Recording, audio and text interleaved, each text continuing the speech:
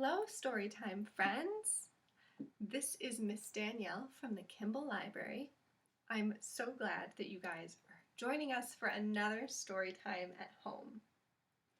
Now, let's sing our welcome song, say hello to everybody, and then we'll get our silly hats, and then we'll read some stories. Okay, let's go. Hello, Levi. Hello, Caitlin. Hello, Mia. I'm glad you're here today. Hello, Ethan. Hello, Nora. Hello, Ava. I'm glad you're here today. Hello, Oliver. Hello, Presley. Hello, Jake. I'm glad you're here today. Hello, Josh. Hello, Julia. Hello, Kendall. I'm glad you're here today. Hello, Colton. Hello, Quinn. Hello, Connor. I'm glad you're here today. All right, everyone. Nice job singing. Let's get our silly hats and read some stories. Are you ready? All right. Here is my silly hat today. I like to wear it sideways because I think that makes it look fancy. What do you guys think? It kind of looks like a funny pancake, huh? Very silly. All right, let's look at our books about animals that live around here. Not in our backyards so much. These animals live deep in the woods, so we may not see them, but they are our neighbors. Maybe not both of these guys. Who do we have here? This one is a porcupine. You might see him in the zoo. You would probably not see him in the woods because they're very shy. And that's good because they're also very prickly, and I would not want to meet one. But what about this guy? Does anyone know what animal he is? He's a big gray animal and he's got this cool horn on his nose. Who is that? A rhino! He's a rhino, that's right. You guys are so smart. This book is called A Porcupine Named Fluffy by Helen Lester.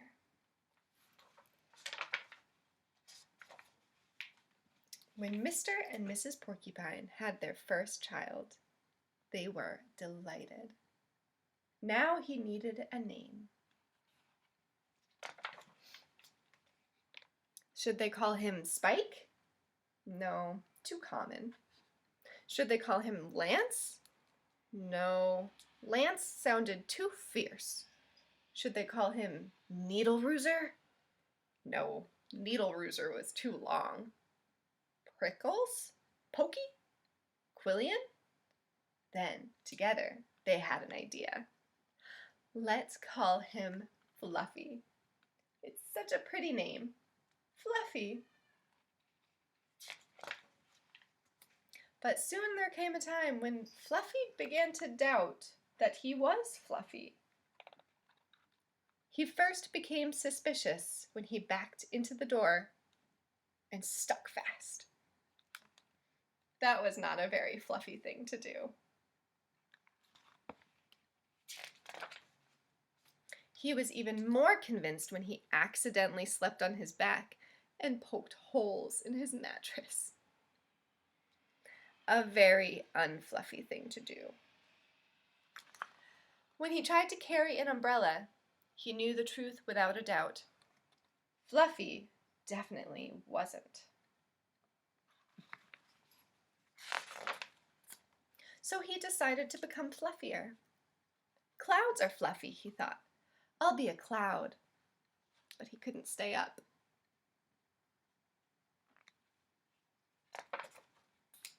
I know. Pillows are fluffy, he said. I'll be a pillow. But when his mother sat on him, she was not pleased. He tried soaking in a bubble bath for 45 minutes, But he did not become fluffy. He became soggy.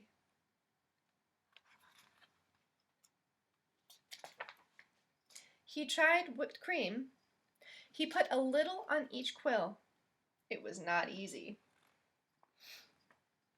And it took more than half a day. But this did not make Fluffy fluffy. They should have named me Gooey, he sighed. Can you guys see Fluffy under all of that whipped cream? Look at all of that. Oh my gosh. He ate a lot of fluffy marshmallows. That sounds fun. He rolled in shaving cream and feathers. He even tried to become a bunny. But the truth remained. Fluffy wasn't. Poor Fluffy. One afternoon, Fluffy set out for a walk, trying to think of ways to become fluffy. Before long, he met a very large rhinoceros. There's that rhino, you guys. What's he doing out here? Grrr, said the rhinoceros. I'm going to give you a rough time. Fluffy didn't know what a rough time was, but he didn't like the sound of it at all. What is your name, small, prickly thing? Said the rhinoceros unkindly. Fluffy, said Fluffy.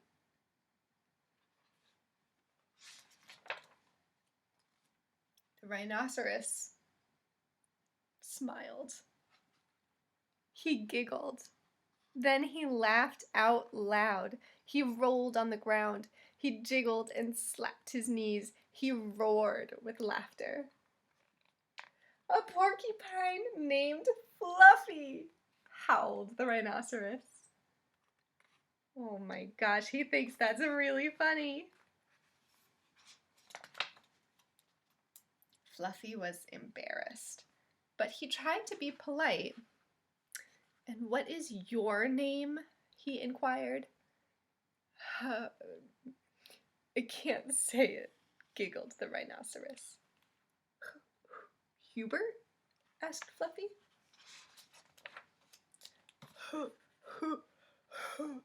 Oh, help, I just can't say it. I'm laughing so hard, said the rhinoceros. Harold? Or maybe Herman? Asked Fluffy. No, gasped the rhinoceros. It's Hippo.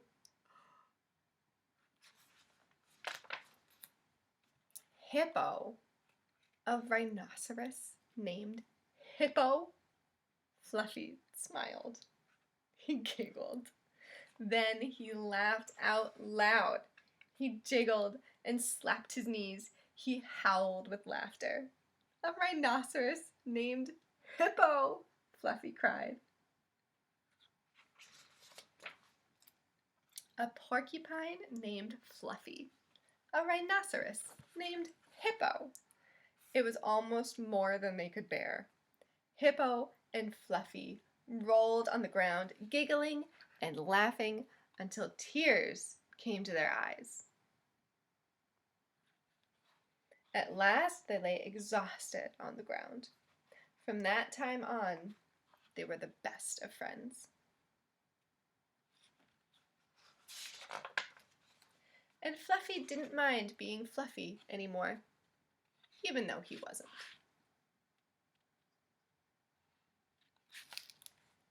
The end. This book has somebody on it that you may have seen before, crossing through your backyard. Do you know who this guy is? A moose! He's a big ol' moose, that's right. This book is called If You Give a Moose a Muffin. Do you guys think moose eat muffins? Maybe. I don't know. I've never fed one a muffin. Well, what do you think would happen if we did? Let's find out. If you give a moose a muffin, do you see the muffin? Tossed it right out his window.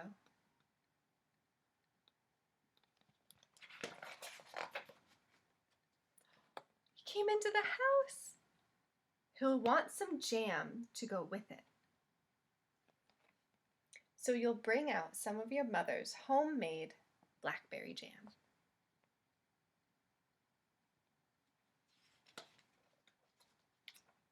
When he's finished eating the muffin, he'll want another, and another, and another.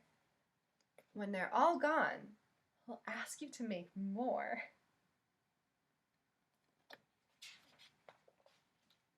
You'll have to go to the store to get some muffin mix. He'll want to go with you. When he opens the door and feels how chilly it is, he'll ask to borrow a sweater.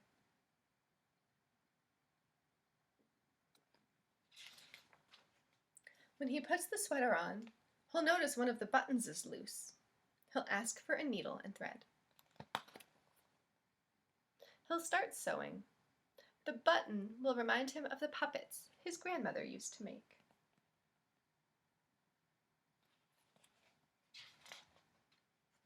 So he'll ask for some old socks. What do you guys think he's doing with those old socks? Let's see. He'll make sock puppets.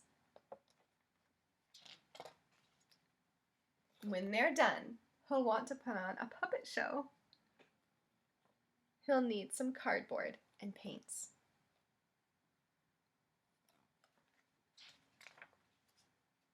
Then he'll ask you to help make the scenery. Look at that, they're painting some grass and some pretty clouds. That looks like fun. When the scenery is finished, he'll get behind the couch, but his antlers will stick out, so he'll ask for something to cover them up. Wow, that moose did such a good job painting. Let's see. You'll bring him a sheet from your bed. Can you guys see the moose? See where his antlers are sticking out? There's just some fake antlers. When he sees the sheet, he'll remember he wants to be a ghost for Halloween. He'll try it on and shout, "Boo!" It'll scare him so much, he'll knock over all the paints. Do you guys think he made a spooky ghost? He did such a good job being spooky, he scared himself. That's really silly. So, he'll use the sheet to clean up the mess. Then he'll ask for some soap to wash it out. He'll probably want to hang the sheet up to dry.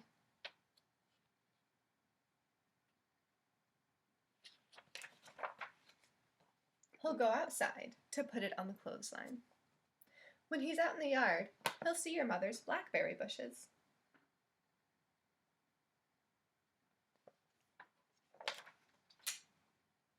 Seeing the blackberries will remind him of her jam. He'll probably ask you for some.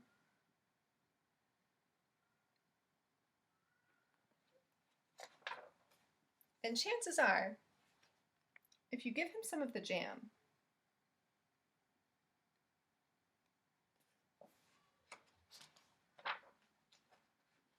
he'll want a muffin to go with it. What a fun story that was. And what a silly adventure if you give a moose a muffin. All right, everyone. Thank you so much for watching our story time at home. I hope you guys have a wonderful, wonderful day. And as a special bonus, there's another video I did about making a craft that you can give to animals who live around here.